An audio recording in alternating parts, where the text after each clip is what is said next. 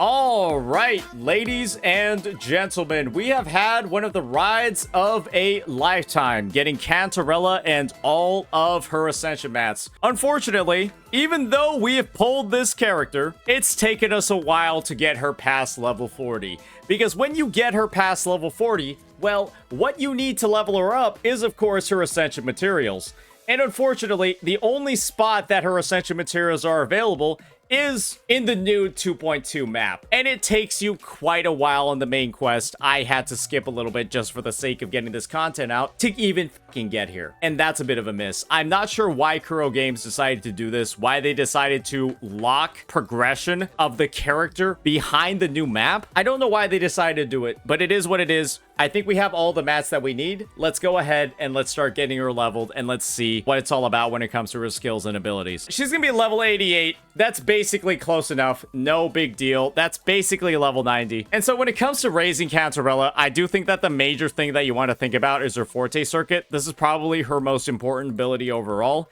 It ends up doing like the most damage across her rotations. You can see all of these different values that are impacted. That's because this is focusing on her main ability. Her ability to enter, to consume trance, enter mirage, do all these very cool things. And to get this inherent, well, we gotta do some early access for Fleur de Lis. And I think this is kind of like the big issue that I'm personally finding with the 2.2 patch as a whole, is the fact that you have all these weekly boss mats for Fleur de Lis available, but you're literally not able to do anything when it comes to Cantarella unless you explore the new map. You literally cannot do anything when it comes to leveling up Cantarella or even using her until you explore the new map. And that's just like a little bit stinky when the devs are already letting you farm the new weekly boss, you know, which is like a, let's be honest here, a bit of a heavy story spoiler. You're able to just farm this weekly boss for fun. You're able to do it whenever you want, and they just show it up here in the menu with no problem at all. And at this point, I'm kind of just like, why make it so difficult? Why kind of like make it so difficult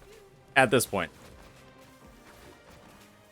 Now we gotta, you know, get a couple of these reps in.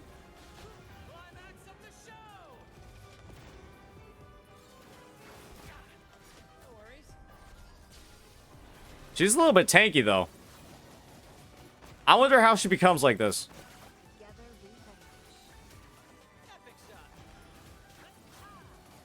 Hopefully she's not going to enter like a super state.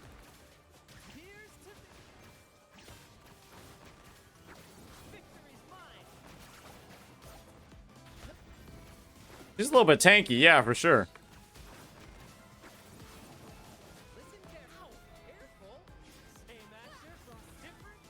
All right, I guess that's just it. This is kind of like what we're gonna have to go with. Let's see what she's like facing a rather normal looking boss. Let's maybe use one of her best in slot sort of teams.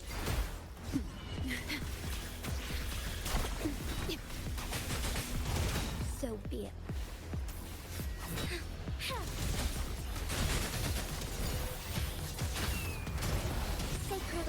Do a bit of a blast right there.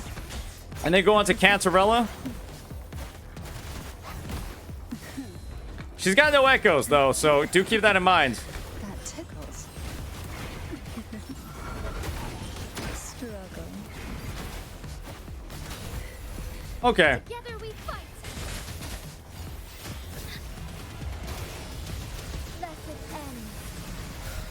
Not bad. Not bad. Not bad for a very first attempt. Not very bad at all. Though it probably would make sense for us to put at least, you know, a little bit of equipment on her. What I put together and what I'll be using for most of the showcase and most of the guides is actually a coordinated attack set. And you might be wondering, oh, Saint, why are you using a coordinated attack set on the character that deals almost no damage with their coordinated attacks? And the reason is, well, she fires off her own coordinated attacks in her own kit. And so she can actually buff herself as she's going throughout her team rotations, with Empyrene's 20% attack buff to the active resonator. And so she actually has a surprising amount of synergy with Empyrene Anthem, despite what you might be thinking when it comes to like a first glance of her kit. So let's go ahead, let's slot her on that, replace this Glacial one with a, I farmed something beforehand, you'll see what it is. Not that one, this one.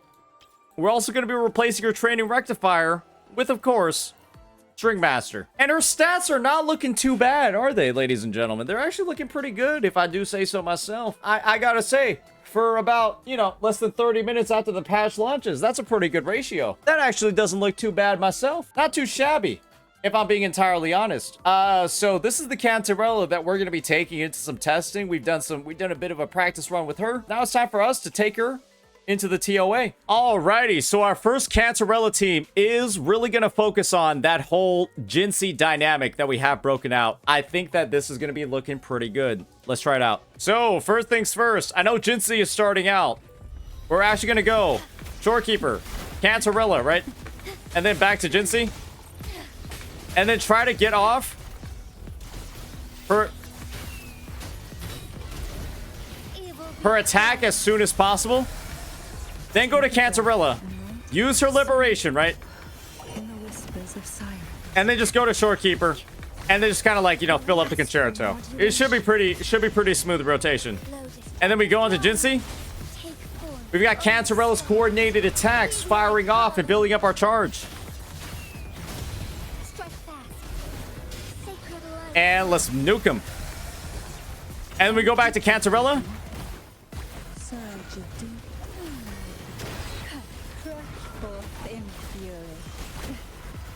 And then we go back to Jinhsi. We're already back to our full number of coordinated attacks. And then we nuke. And then we go back to Cantarella, right? Do another coordinated attack. And then we're just going to restart the rotation all over again. And that's really kind of like it. It's a double nuke Jinhsi rotation. Pretty typical. And the results are quite strong.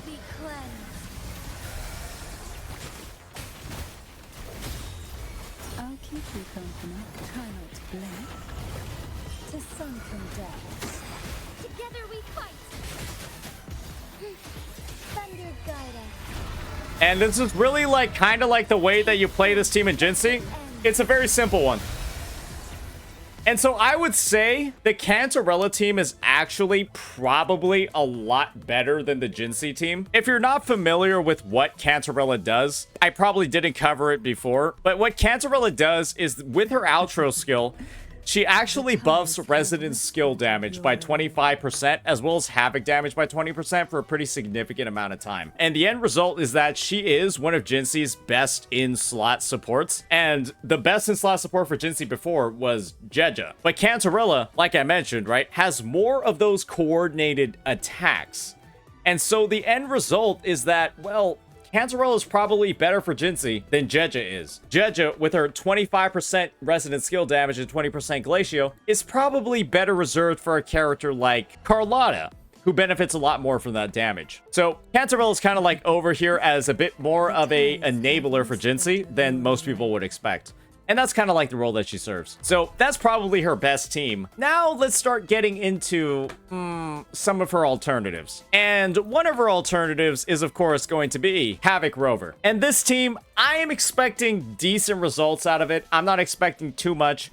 We're just gonna have to see how it does moving forward, and hopefully it's gonna do okay. I haven't been too stoked about H-Rover's performance in most teams, and so hopefully Cantarella's gonna have like something about their kit that like elevates them to maybe like another level. So let's get right on into it. So we're gonna start off with a H-Rover skill, some basic attacks, and then Cantarella's skill as well.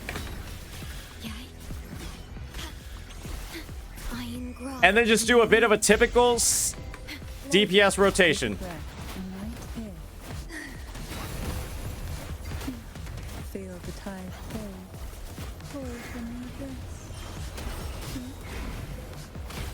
I'll show you all something cool here where you can actually extend Cantarella's rotation by casting her liberation in the middle of her circuit.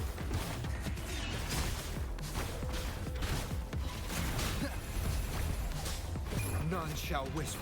And I do think that we are in the middle of the Dark Surge state. Unfortunately, the Mephis is being a little bit annoying right now, and so we're not able to deal as much damage as we wish we could.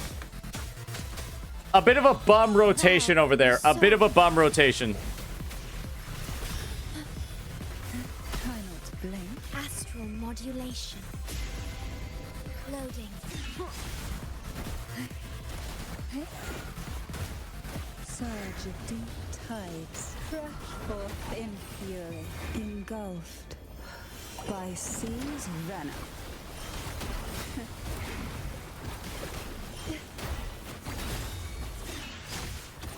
Nowhere to hide.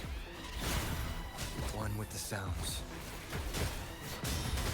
Down with the current. And this is sort of like how the Havoc Rover team is doing. As you can see, it's really not doing anywhere close to as well as Jinhsi's. I did miss a couple of attacks, but I don't think that missing this number of attacks should lead to a performance like this. Maybe it should, but it is... Let's just say it's not as good as I thought it would have been. Riptides claim you. Sink into the endless deep. Surge of deep tides. Pull from the abyss. That tickles. Yeah, we're doing a little bit rough over here. All right, this is our second try with the Cantarella lineup. Maybe I like switch some of the equipment, but I do think my Havoc Rover is on a full build. That did not work out very well. Let's try it again. Try not to blink. Iron graft you knew. I'll keep you company. Engulfed by sea's venom. To sunken depths. Nowhere to hide. You will obey. All right, we got some big damage on the Liberation over there. Not too bad at all. Not too shabby. All right. The damage is definitely better this time, for sure. One with the sounds. It's definitely better for sure. Okay. Diminish. Astral modulation. Loaded. Take a breath and mount here. Pull from the abyss. Crush forth in sleep. In the whispers of sirens. Smother.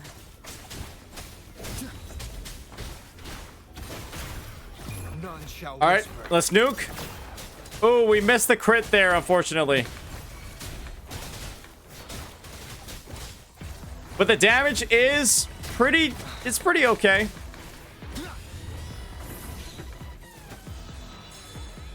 Ordained. Ooh. Maybe with the lack of, like, you know, sub DPS damage, it's not doing too well. But boy, oh boy, I'm gonna be honest here. We kind of had a lot more performance with Jinhsi. I will be real here. I feel like we had a lot more performance with Jinhsi.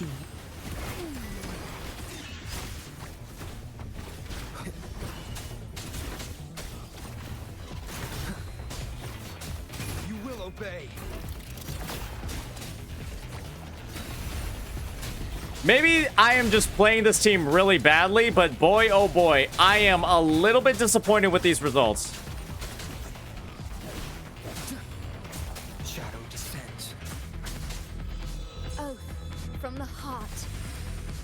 But hey, we got it done. We got the 3-star clear. And that's kind of like where it is. That is kind of where it is. We got the 3-star clear. And now, instead of Havoc Rover, let's just try a pretty vanilla character.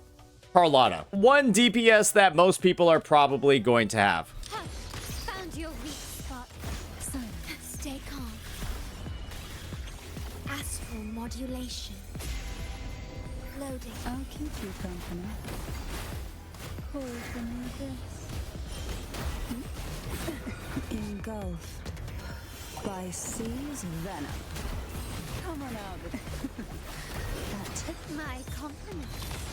Take this. And it seems like Carlotta is doing a lot over here. Victory favors me. Do keep in mind my Carlotta does have a couple of sequence nodes. And so her damage might seem a little bit high. New era. Don't worry about that. Improvise. Still Not a big deal. ordained. Worry not. Only a couple more multiplier increases. Iron graft you knew.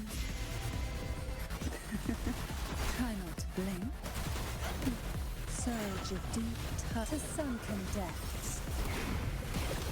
And smother. Oh, looks like we unfortunately were not able to get a lot of what we wanted when it comes to the ER over there. The ER was a little bit rough to come by. Improvise. And Carlotta's second rotation without having the Jeja boosting on the team, the Jeja ER boost, I didn't really have my liberation ready. A little bit rougher over there. Do keep in mind that Jeja is going to be Carlotta's way better partner. But boy, oh boy, I didn't think it was going to be that much of a difference. So Cantarella and Carlotta is definitely usable, but I wouldn't necessarily recommend it if you do already have like a Jeja. I would definitely recommend using Cantarella with Shorekeeper if you wanted to have a little bit more of the experimentation over there. Those are going to be the three main teams that we try for today. Unfortunately, because I don't have enough weekly boss mats to fully raise Cantarella, I will not be able to really show her off in a DPS playstyle. So that's all we're going to get for now. Get ready for more of like that hyper carry Cantarella sort of footage in maybe a later video. And then we'll show you what she has to do from there. So with that, let me know what you all thought. Her first impressions, I do think she has potential, but maybe she doesn't have the best partner yet because there's no Havoc Resonant skill damage dealer. Let me know what you would think. Peace.